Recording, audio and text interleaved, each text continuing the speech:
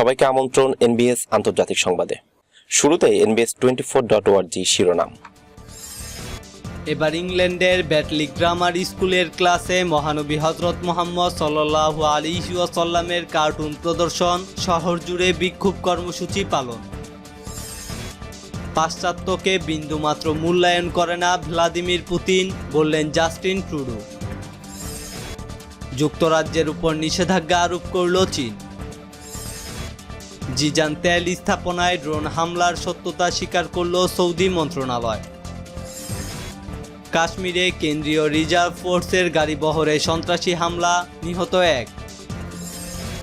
মুম্বাইয়ে হাসপাতালে আগুন, 3 করোনা রোগীর মৃত্যু। এবং সবশেষে জানাবো, আমি বিজেপি পার্টির মতো দাঙ্গাবাজ নই, ধান্দাবাজ নই, বললেন মমতা বন্দ্যোপাধ্যায়। দর্শক, এতক্ষণ শুনছিলেন শিরোনাম, এবার বিস্তারিত।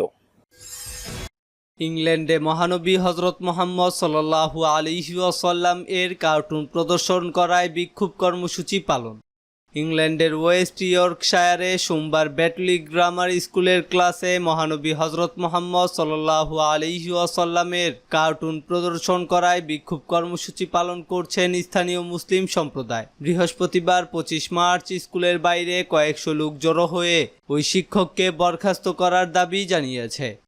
স্কুলের প্রধান শিক্ষক গ্যারি কিবল ঘটনার জন্য ক্ষমা চেয়েছেন এবং তদন্ত না হওয়া পর্যন্ত তাকে বরখাস্ত করা হয়েছে বলে জানিয়েছেন। গ্যারি আরও বলেন, স্কুলটি প্রতিনিধিত্বকারী সকল সম্প্রদায়ের সমর্থনে এগিয়ে নিয়ে যেতে চান। ওয়েস্ট ইয়র্কশায়ার পুলিশের একজন মুখপাত্র বলেছেন, বিক্ষোভের সময় স্কুলের কাছাকাছি রাস্তাটি স্বল্প সময়ের জন্য বন্ধ ছিল। ওই ঘটনায় কাউকে গ্রেফতার করা হয়নি। এদিকে একজন বিক্ষোভকারী স্থানীয় বাসিন্দা বলেছেন, এই কার্টুন সমগ্র মুসলিম সম্প্রদায়কে অপমানিত করেছে। তিনি প্রধান শিক্ষককে মৌখিকভাবে ক্ষমা চাওয়ার আহ্বান জানান।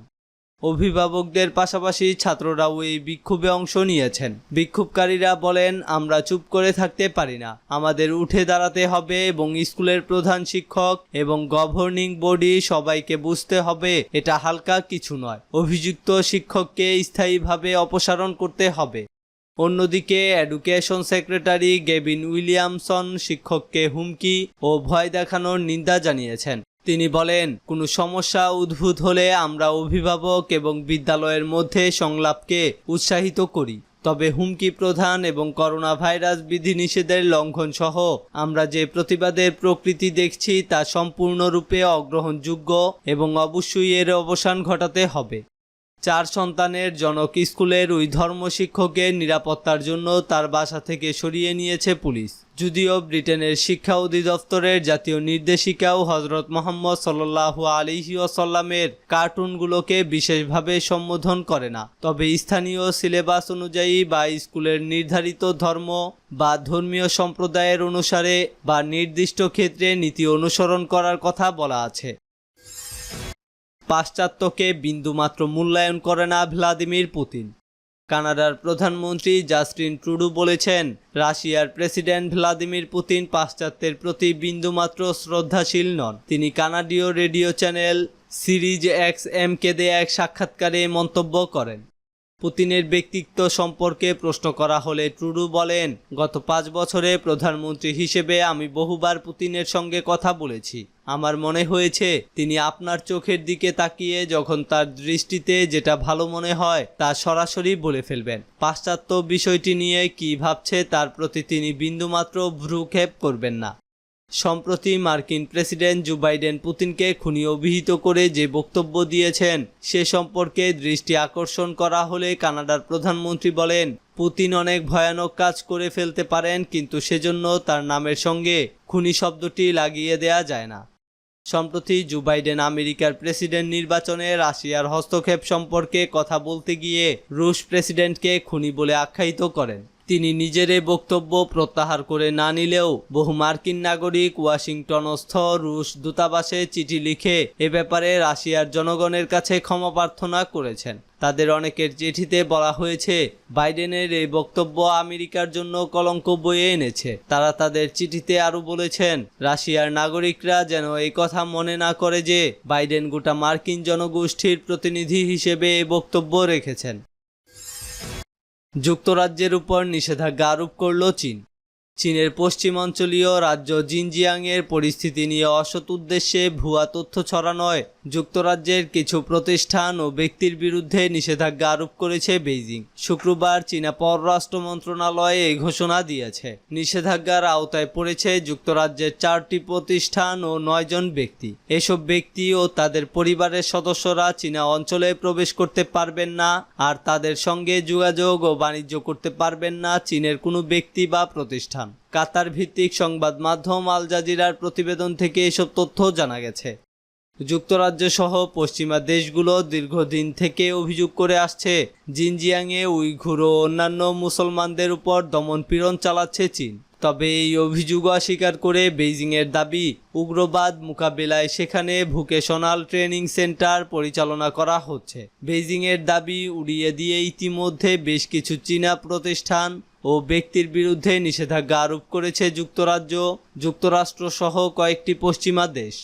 শুক্রবার চীনা পররাষ্ট্র মন্ত্রণালয়ের বিবৃতিতে বলা হয়, জাতীয় সার্বভৌমত্ব, নিরাপত্তা এবং উন্নয়ন স্বার্থ রক্ষায় চীন কঠোরভাবে প্রতিশ্রুতিবদ্ধ এবং ব্রিটিশ পক্ষকে আর বেশি ভুল পথে এগিয়ে যাওয়ার বিষয়ে সতর্ক করছে। অন্যথায় যথাযথ প্রতিক্রিয়া দেখাতে বাধ্য হবে চীন। চীনা নিষেধাজ্ঞার আওতায় পড়াদের মধ্যে রয়েছেন যুক্তরাজ্যের ক্ষমতাসীন কনজারভেটিভ পার্টির আইন প্রণেতা টম টাগেনধার। তিনি ব্রিটিশ পার্লামেন্টের পররাষ্ট্র কমিটির চেয়ারম্যান। এছাড়া রয়েছেন কনজারভেটিভ পার্টির সাবেক নেতা লেইন ডানকান স্মিথ এবং প্রখ্যাত মানবাধিকার আইনজীবী হেলেনা কেনেডি। জিজান তেল স্থাপনায় ড্রোন হামলার সত্যতা স্বীকার করল সৌদি মন্ত্রণালয়। সৌদি আরবের দক্ষিণাঞ্চলের একটি তেল স্থাপনায় ইয়েমেনের ড্রোন হামলার সত্যতা স্বীকার করেছে দেশটির জ্বালানি মন্ত্রণালয়। আরও বলা হয়েছে, জিজান অঞ্চলের ওই স্থাপনায় ড্রোন হামলার ফলে সেখানকার একটি তেল ট্যাঙ্কে আগুন ধরে গেছে। সৌদি জ্বালানি মন্ত্রণালয় শুক্রবার সকালে এক বিবৃতিতে এই তথ্য জানিয়েছে।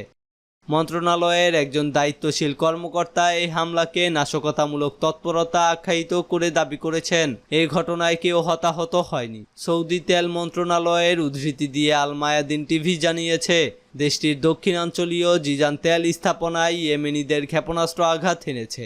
সৌদি গণমাধ্যমগুলো বৃহস্পতিবার রাতে খবর দিয়েছিল, দেশটির দক্ষিণাঞ্চলে ইয়েমেনের সেনাবাহিনী ড্রোন ব্যবহার করে অন্তত 8টি ক্ষেপণাস্ত্র হামলা চালিয়েছে। অবশ্য রিয়াদ দাবি করেছে, তারা ইয়েমেনি ড্রোনগুলি গুলি করে ভূপাতিত করেছে। এর আগে গত শুক্রবার ইয়েমেনের সেনাবাহিনী সৌদি আরবের রাজধানী রিয়াদের সে দেশের রাষ্ট্রীয় তেল কোম্পানি আরামকোর একটি স্থাপনায় ড্রোন হামলা চালায়। ওই স্থাপনায় ড্রোন থেকে অন্তত 6টি ক্ষেপণাস্ত্র নিক্ষেপ করা হয়, যার ফলে সেখানে আগুন ধরে যায়। ইয়েমেনে সৌদি আরবের গত 6 বছরের বেশি সময় ধরে চলা ভয়াবহ আগ্রাসনের জবাবে ইয়েমেন সাম্প্রতিক সময়ে সৌদির বিভিন্ন অবস্থানে ড্রোন ও ক্ষেপণাস্ত্র হামলা বাড়িয়ে দিয়েছে। এর ফলে সৌদি পররাষ্ট্রমন্ত্রী ফয়সাল বিন ফারহান চলমান যুদ্ধ বন্ধ করতে একটি শান্তি প্রস্তাব উত্থাপন করেছেন। তবে ইয়েমেনের হুতি আনসারুল্লাহ আন্দোলন ও প্রস্তাব প্রত্যাখ্যান করে বলেছেন, এতে বলার মতো নতুন কোনো কথা নেই।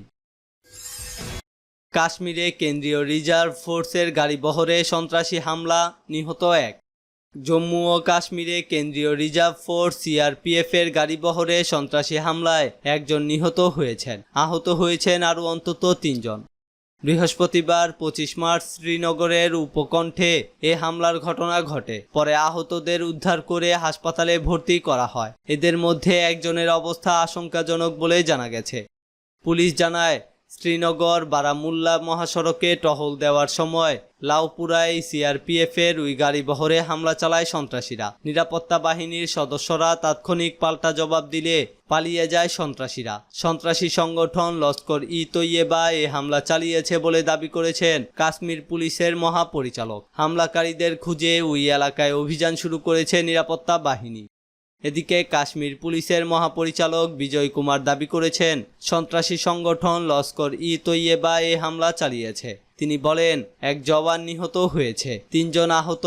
হামলার পেছনে ছিল লস্কর-ই-তৈয়বা। মুম্বাইয়ে হাসপাতালে আগুন, 3 করোনা রোগীর মৃত্যু। ভারতের মুম্বাইয়ে একটি হাসপাতালে আগুন লেগে অন্তত 3 জনের মৃত্যু হয়েছে। বৃহস্পতিবার 25 মার্চ স্থানীয় সময় রাতে শহরের সানরাইজ হসপিটালে এই অগ্নিকাণ্ডের ঘটনা ঘটে। টাইমস অব ইন্ডিয়ার বরাতে জানা যায়, এই ঘটনায় নিহতরা হলেন নিসার জাভেদ চাঁদ, মুঙ্গে কাট, গোবিন্দলাল দাদ। আগুন নেভাতে স্থানীয় ফায়ার সার্ভিসের 14টি ইউনিট এবং 10টি বড় ওয়াটার ট্যাঙ্কার কাজ করেছে। অগ্নিকাণ্ডের পর হাসপাতালটি থেকে 70 জনেরও বেশি রোগীকে উদ্ধার করে অন্য হাসপাতালে হস্তান্তর করা হয়, যাদের মধ্যে অন্তত 7 জন ছিলেন ভেন্টিলেটর সাপোর্টে। মুম্বাই পুলিশের ঊর্ধ্বতন কর্মকর্তা প্রশান্ত করম বলেন, উদ্ধার করা 76 রোগীকে পুনর্বাসনের প্রক্রিয়া চলছে। রাত আনুমানিক 12:30টার দিকে হাসপাতালটিতে অগ্নিকাণ্ডের ঘটনা ঘটে। ফায়ার সার্ভিসের 23টি ইউনিট ঘটনাস্থলে রয়েছে এই মুহূর্তে। জানা যায় যে 76 রোগী ছিল, তাদের মধ্যে 73 জনই করোনা রোগী। আমি বিজেপি পার্টির মতো দাঙ্গাবাজ নই।